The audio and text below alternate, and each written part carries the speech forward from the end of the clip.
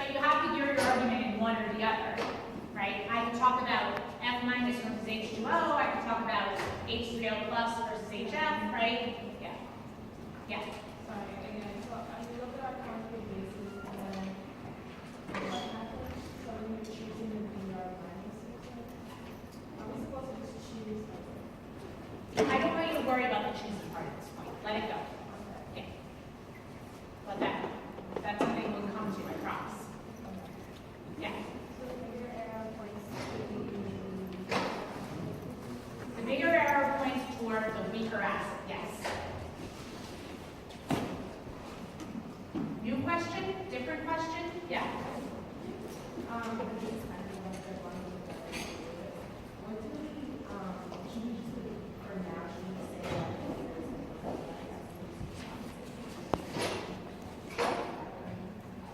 The Lewis and Brunzelleric acids are opposite. like the because I said to Lewis acid are like Yes, they are always going to be that. Lewis acids will always be electron pair acceptors. Brunzelleric acids will always be proton donors. That's true. Yeah.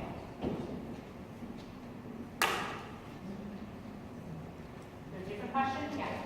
it's about I should That's fine. are we I guess my question is are we gonna just be asked to figure out what like what we interpret what happened like is there something part that you know is one Okay, I understand what you're saying. So, I mean, you do have to logic it out. So part of the reason we do some of those problems is to begin to build a logical framework for that, right? So if I have one IHD, right, or I have zero IHD, okay, it would depend on what other atoms I have in my molecule, right? So I have one IHD and say I just have carbons and hydrogens, right? Say I have carbons and hydrogens and oxygens, or I have carbons and hydrogens and nitrogens. Do you know what I mean? Like, you have to do this for all these different types of options. The one I'm missing is like, say, carbon and hydrogen and two oxygen, carbon, hydrogen, oxygen, nitrogen, but hopefully you'll get my point. If you have zero IHD, right, you in essence have to be an alkane here. Here your options are an ether or an alcohol, and you would be able to discern that from your IR. And here you'd have to be an amine, but don't forget you can be a primary amine, a secondary amine, or a tertiary amine, right? So you need to discern that from your IR. When you begin to get one IHD, yeah, you need to make some inference. So if you just have carbons and hydrogens, here you have a ring or an alkene. These are your two options. A ring is IR absent, an alkene has that peak for the sp2ch stretch. If you have a carbon, hydrogen, and oxygen, the most obvious is that you have some carbonyl-containing molecule. So those, truthfully, with one oxygen are ketones and aldehydes. But that doesn't mean that you can't have an alkene and an alcohol, or an alkene and an OH, right? Those are the other options, right? So you have an alkene and an alcohol. You can have an alkene and an ether, right? You can have a ring and an alcohol. Do you see what I mean? So it might be good to just go through and make a list, with some people and go through the other one's a ring and an ether, and you can begin to, by process of elimination, can all of these, right? So the last one would be a ring and an ether. So the first thing I do is this is my logical list of what it could be, one IHD, one oxygen, right? Ketone or aldehyde would have that C double bond O peak 16 to 1800. So if I had that, I'd be one of these, I'd be good to go. If I didn't have that, I'd then go and say, okay, do I have an alkene, right? I'd look for that sp2ch stretch. If I had it, I would be one of these. I'd then go look for my alcohol stretch. If I didn't have that, I'd be my ether.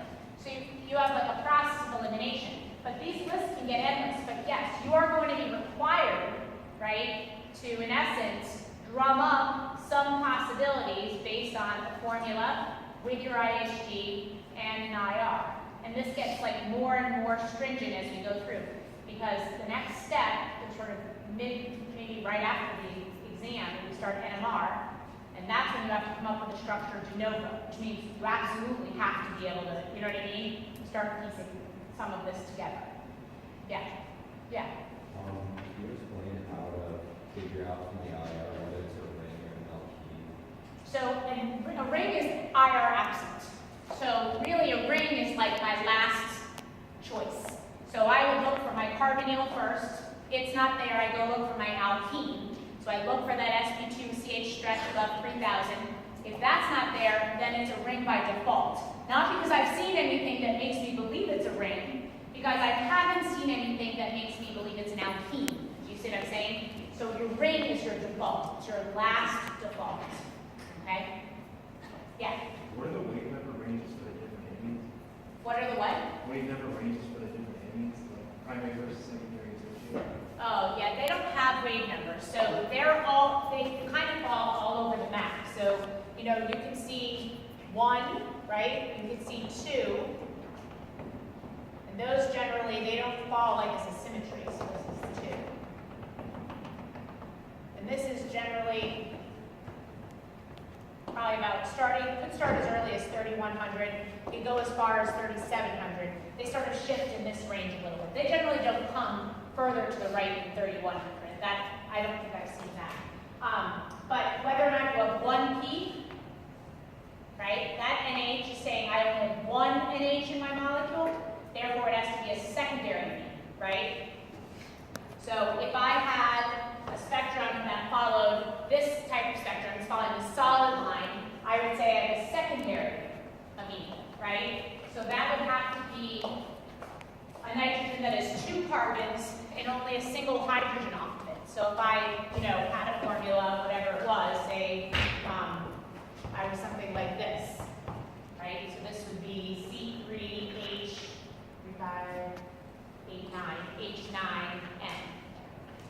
Okay? So this would be secondary, and that would be my solid line. This would be a valid answer for that. Okay? But if I had my dotted line, right, I would know that's a primary because there's 2 NH stretches there. So then I would have to be something like this. There would have to be 2 NH bonds. You see what I mean?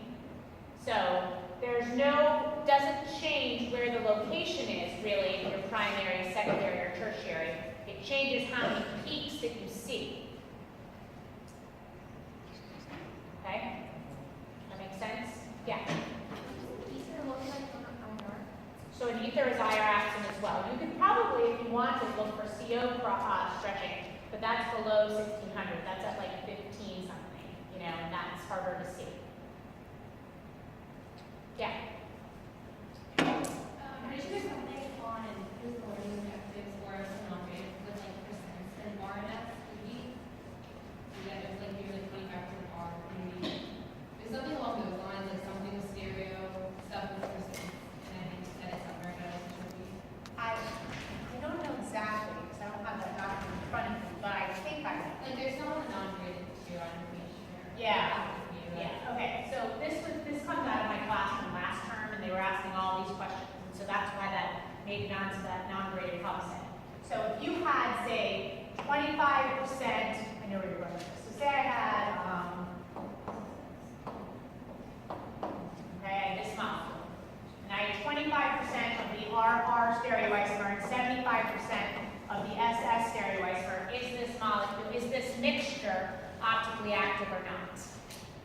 So this mixture is optically active because I have 75% of SS. That will cancel, right, of that, this 25% will cancel 25% of this, right? So I'm going to be left with, in essence, 50% SS because that is the dominant isomer. If I instead had 50% RR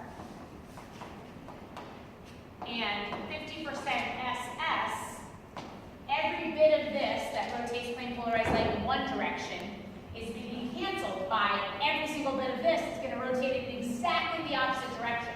So the result is a null, that this mixture, that's 50-50 of 2 enantiomers, is going to be optically inactive. Not because it isn't made up of stereoisomers, but rather because it made up of two enantiomers in equal proportions. So this, at this point, when they cancel each other one for one, you're done, right? You see what I'm saying? Now, if I had, you can, like, these can get really tricky. So say I had 50% RS, 25% RR, and 25% SS of that molecule, would this mixture be optically active? Yes. No, because this is optically inactive, it's meso, and these cancel each other, so your mixture is optically inactive. So it's taking the concepts that you know it's going to happen with plain polarized light.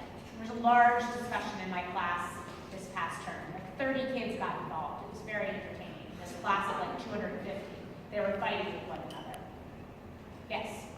If it is not meso, then wouldn't the RS be optically active? Yes. Yes. For like the test tomorrow, do you recommend like memorizing all the pKa values? So the pKa values should be memorized, period. They're just very helpful in organic. Most students don't take me seriously, don't memorize them. By the end of Orgo 1, they've memorized them. And if you read my reviews, most of my reviews will tell you that if you take me for Orgo 1, you're going to be fine in Orgo 2. And that's because we do a lot of things that are really necessary in Orgo 2. pKas are one of them. They are your biggest helpful guide to figure out what the heck is going on in Orgo 2. So yeah, I would memorize them. You're going to need them this term anyway. I'll find every problem that will utilize them, but yeah. For the external visa, I know something is optically active or inactive. So would the problem tell you like the RS? Yes. Oh, Yes. how does the RS affect the way? So one enantiomer, right, has one-handedness, and the other enantiomer has the opposite handedness, right? So the idea is that they're just organized in physical space, right, as mirror images of one another. As the light interacts with that sample, it will bend in one direction when it hits one enantiomer, and it will bend in the exact opposite direction when it hits the alternative stereoisomer, it's enantiomer, right? And that's why they cancel one another out. So it's sort of like it bends, say, 30 degrees one direction, but then it hits the alternative stereoisomer, and it bends 30 degrees in the opposite direction. Now you're at a null. And that's what happens all the way through the polarimeter tube. So when you come out, there's a net null. Not to say that it didn't bend light at all through there, it just is a null as it comes out at the end. You see what I'm saying? Yes. Yeah. If the 50% RS is optically active, but If the 50% were optically active, but we're on this guy, this 2,3-dichlorobutane. If it were optically active, though, then it would absolutely result in bended light. But since we were talking about 2,3-dichlorobutane, that guy's meso when it's in its RS form, so it's achiral already, right? So that's not going to bend at all. And then like 25% one enantiomer and 25% the other, half-half, right? So now you're a net null when you come out. Does that make sense? But say I had 2,3-dichloropentane, then absolutely it would be optically active. so the RS, like, even though it's together. Right. Yep. No. I mean, you can think about it. You can logic it through. You know, I hit this, I'm going to go 30 degrees this. I hit it, it's an enantiomer, it's going to go 30. But then I hit a diastereomer, it's going to go 50 degrees in one direction.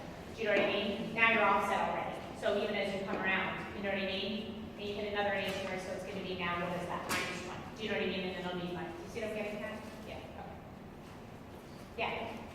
There's another question from one of the exams. It said, I guess it's muscarine has the configuration 2s3r5s. Draw the correct 3D structure. Yeah. That's the problem. It's Because I it's a cyclopentane. Yeah. It has an alcohol off one, a methyl. Off 2. Oh, sorry, other way.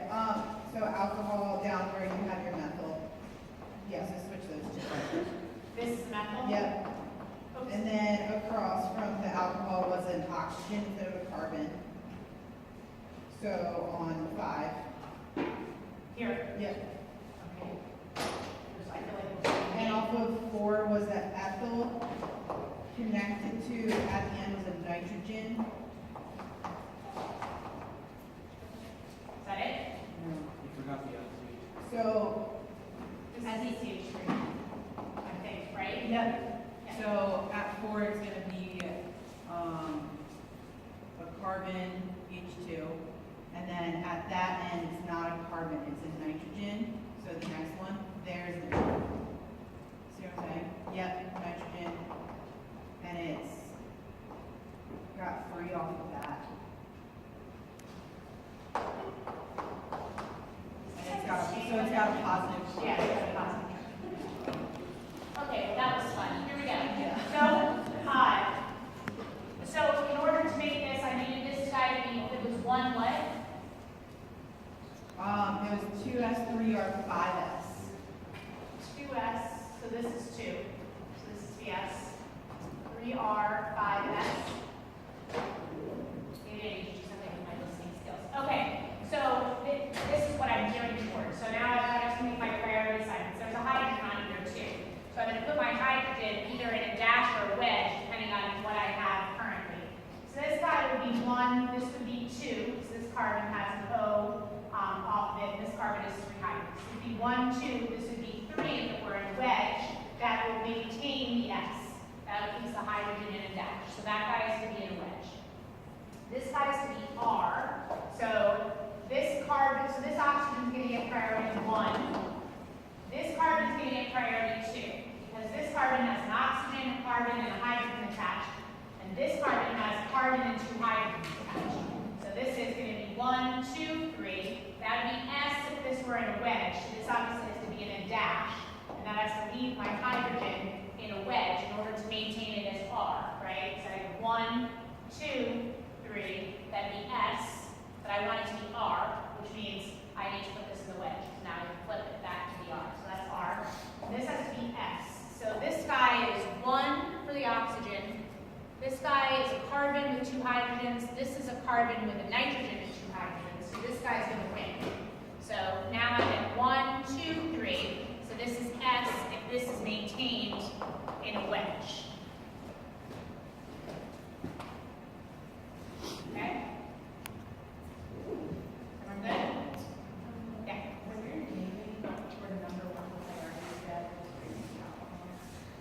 Okay, don't even, not even answer that question. So you're only naming alkanes. It's number, I remember. Oh, it's number. Yeah. You should be nice and number it for me. So I, yeah. Yes.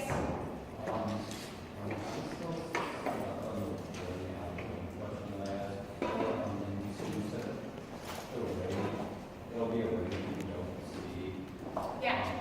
anything.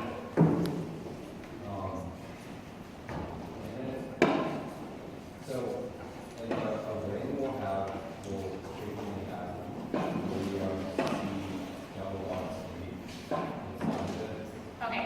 Is that? That's, okay. No, I know what the problem is. And that's. This is, Yes, sorry. this is a ring. This is a ring. This is a ring.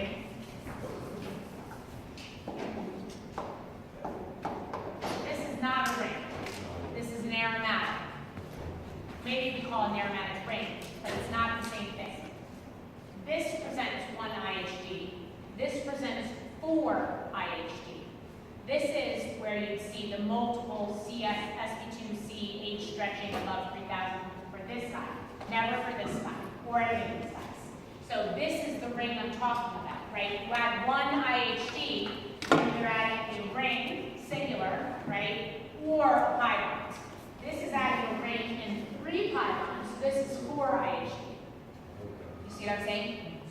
So if you saw it as like 3 IHD, you would just draw that as like a backbone. So if I saw it as a 3 IHD, I would say, okay, then that would be a little bit harder. I see where you're going with that. So say I had 3 IHD and I'm trying to think, like, what could that be? I could have a straight chain that had 3 alkenes on it, right? So if I had any alkene, it could be lots of different things, right? It could be this, It could be, something like this with 2 alkenes, do you know what I mean? It could be a bicyclic that has 1 alkene in it, right? That you couldn't discern. You'd need much more information, right? The IR alone wouldn't be, but for one IHG, you could do that. You know what I mean? Yeah. Yes? What's aromatic on the IR? Aromatic is considered multiple sp2ch stretches. So there's a multitude of sp2ch stretching above 3,000. So that's in the PowerPoint presentation that's online. Yep. Okay, you seem to be dropping like flies. So I'm going to go to the bathroom, and then I'm going to come back, and I'll spend about 10 minutes if you have individual questions. And then we're going to call it a day. And I think it's good if everyone goes and studies themselves.